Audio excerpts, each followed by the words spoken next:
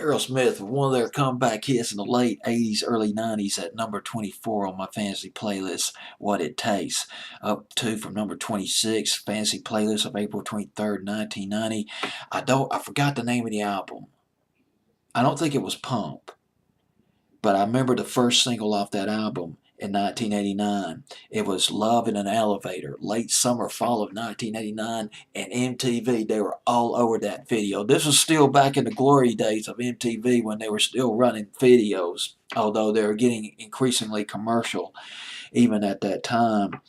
But it was hot rotation on MTV, and then there was Janie's Got a Gun in early 1990. They might have had another single out in that timeline, and now we got What It Takes in the spring of 1990 at number 24, co-written with Desmond Child. Desmond Child, songwriter. Gotta talk about Desmond Child. As a matter of fact, the rest of this video is going to be about Desmond Child. The people behind the scenes you need to know about. Desmond Child was a prolific songwriter back in the day. The first hit record that he co-wrote was I Was Made for Loving You by Kiss. He co-wrote that song with Paul Stanley. Massive hit for Kiss back in the summer of 1979. Later he teamed up with Bon Jovi. Got together with John Bon Jovi and Richie Sambora. They wrote Living on a Prayer. Went to number 1, 1987. They wrote You Give Love a Bad Name for all practical purposes. Desmond Child was like a 4th, 5th, 6th member of Aerosmith for a time. He co-wrote You Give Love a Bad Name. It went to number 1 on Billboard's Hot 100. I cannot tell you just how refreshing it was to have a good, solid rock and roll record. A kick-ass rock and roll record actually go to number 1 on Billboard's Hot 100. But Desmond Child helped make it happen. And he made Aerosmith happen again. He helped Aerosmith big time.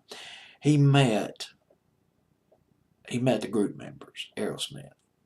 Okay, he got together with Steven Tyler and Richard Perry. Oh gosh, Steve. I can't remember the guitarist's name. But the bottom line is this: they played a song, or Steven Tyler. He showed Desmond Child a lyric to a song the group was working on. The song was called Cruising for the Ladies. And the group members were singing the song to him, or they were showing him the lyrics. They were showing Desmond Child the lyrics to Cruising for the Ladies. And Desmond Child looked at the group members of Aerosmith. I mean, this is like the first or second meeting. And Desmond Child said, you know what, guys? That is a boring title. And the group members are like, what? What did you just say? Do you know who you're talking to? But then Steven Tyler said, well, you know, when I was writing the melody to this record, to this song, when I was humming the melody, I was singing Dude Looks Like a Lady. And the idea came from, you're not going to believe this. This is the stuff of rock and roll legends. The group members of Aerosmith were at a bar. They were hanging out at a bar. There was this drop dead, oh my goodness, gorgeous blonde sitting at the end of the bar. And the guys, man, we gotta go, we gotta talk to her. They were drawn like honey bees to honey. The blonde turned around, and guess who it was? You're not gonna believe it. Vince Neil of Motley Crue.